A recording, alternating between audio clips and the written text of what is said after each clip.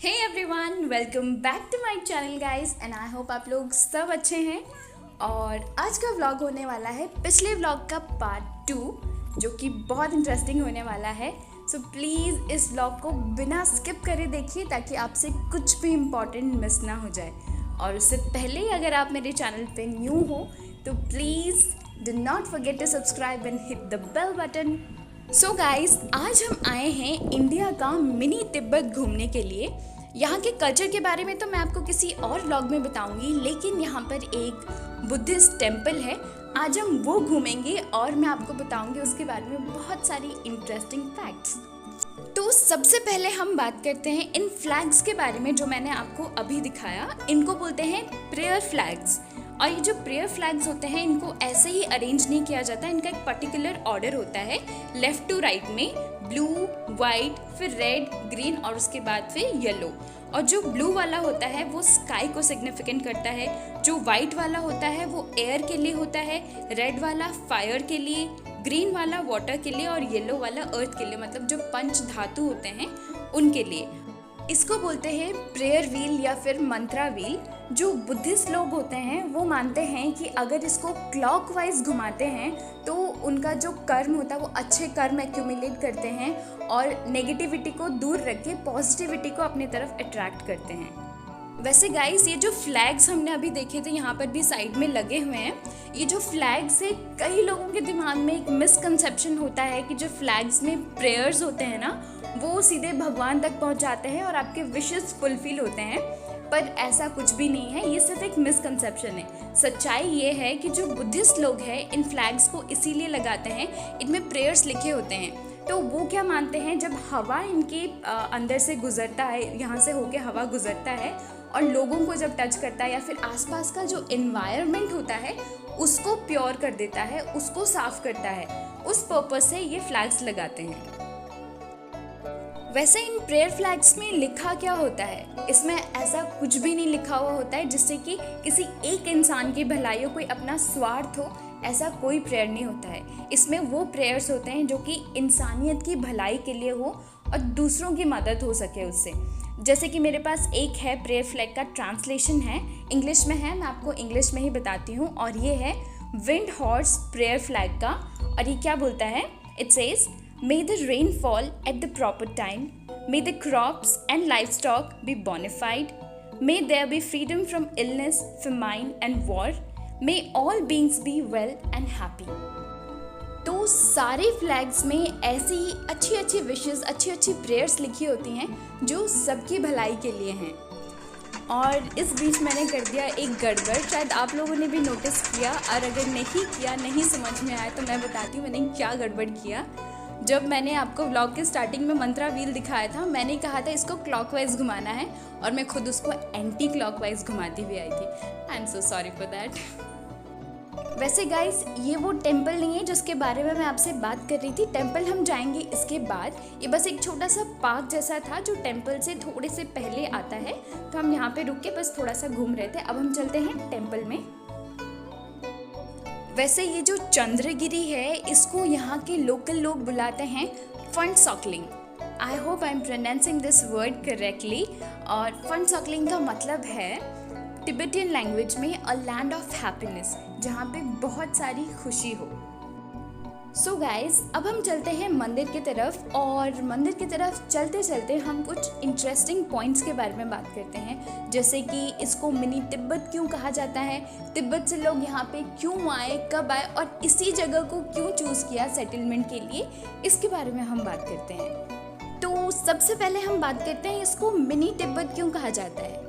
इसको मिनी तिब्बत इसीलिए कहा जाता है क्योंकि यहाँ पे जो मैक्सिमम लोग रहते हैं वो तिब्बत से हैं। कुछ लोग भूटान से भी है और कुछ नेपाल से भी, लेकिन जो मैक्सिमम है वो तिब्बत से हैं, इसलिए इसको मिनी तिब्बत कहा जाता है। और ये लोग कब आए थे इंडिया में? ये लोग आए थे 1959 में, जब चाइनीज़ इन्वेजन हुआ था तिब्बत में। तब बहुत सारे तिब्बतियंस वहाँ से बेघर हो गए थे। तो 85,000 तिब्बतियंस जो थे वो अपने रिलीजियस और जो पॉलिटिकल हेड थे उस वक्त, द 14th दलाई लामा, उनके साथ इंडिया में आ गए थे शेल्टर लेने के लिए। और इन्होंने इसी जगह को क्यों चूज़ किया अपने सेटलमेंट के लिए, वो इसीलिए क्योंकि उन लोगों को थोड़ा सा ठंडे एरिया में रहना ज़्यादा पसंद है। और ये जो चंद्रगिरी है ये थोड़ा हिल स्टेशन टाइप का एरिया है और ठंड रहता है यहाँ पे, तो इसलिए उन्होंने अपनी सेटलमेंट के लिए ये जगह चूज़ की। एक धर्मशाला में भी है हिमाचल प्रदेश में।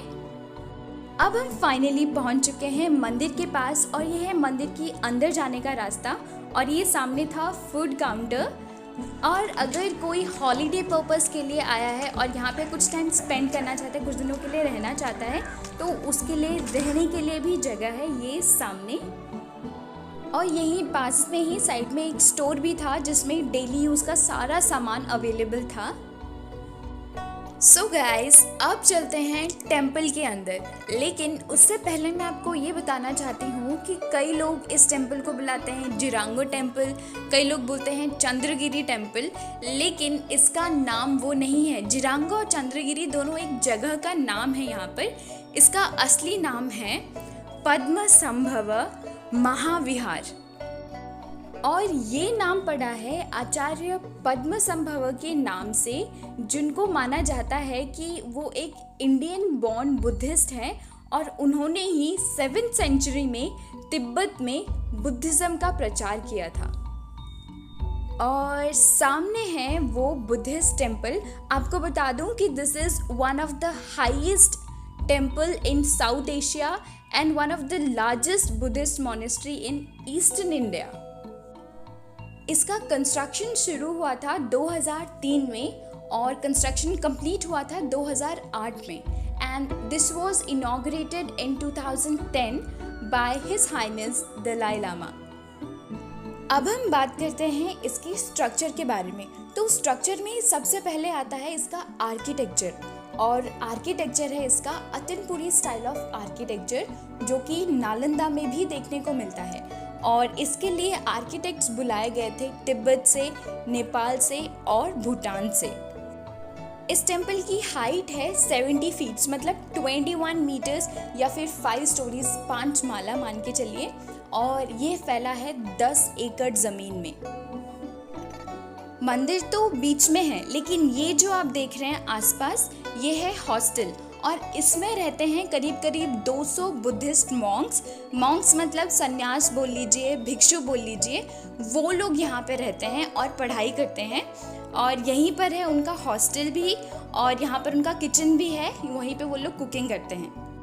उनका जो प्रेयर टाइम होता है वो सुबह शुरू होता है 5, साढ़े 5 से लेके 7 बजे तक और शाम को शुरू होता है 4:30 बजे के बाद 7-7:30 तक चलता है। फिर अंदर है एक 23 फीट्स का है बुद्धा स्टैचू है और साथ में एक 17 फीट्स का बुद्धा पद्मसंभवा जी का भी एक स्टैचू है, लेकिन अंदर फोटोग्राफी प्रोहिबिटेड था तो इसीलिए नहीं ले पाई मैं वीडियो उसका।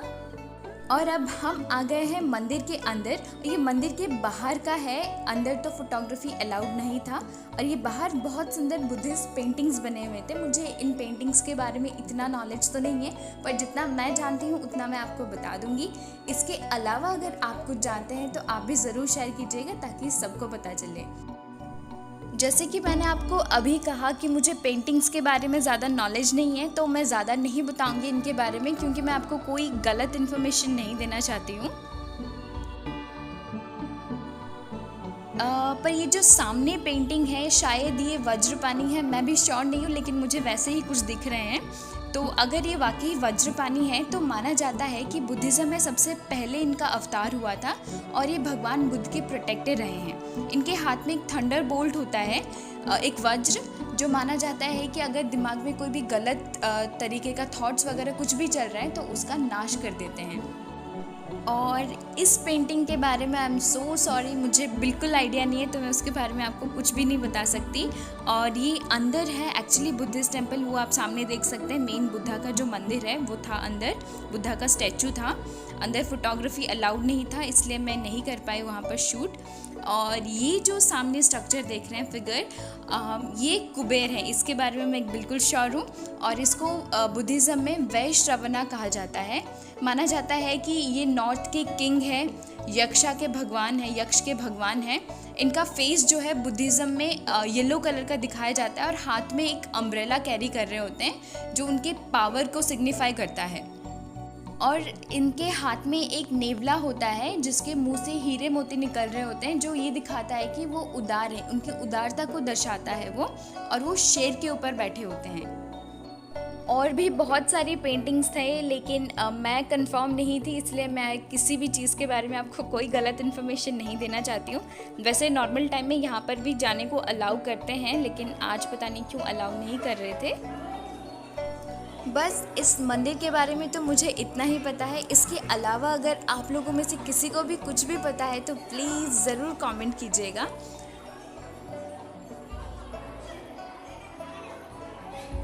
अब बस मंदिर घूमते घूमते हो गया था लंच का टाइम, लगा था बहुत ज़ोर से भूख। सो ऑब्वियसली जैसे मैंने कहा था, यहाँ का पूरा कल्चर ही तिब्बतियन कल्चर है, तो यहाँ पर एक तिब्बतियन ढाबा भी है। और यहाँ पर आए और तिब्बतियन ढाबा में खाना नहीं खाया तो क्या।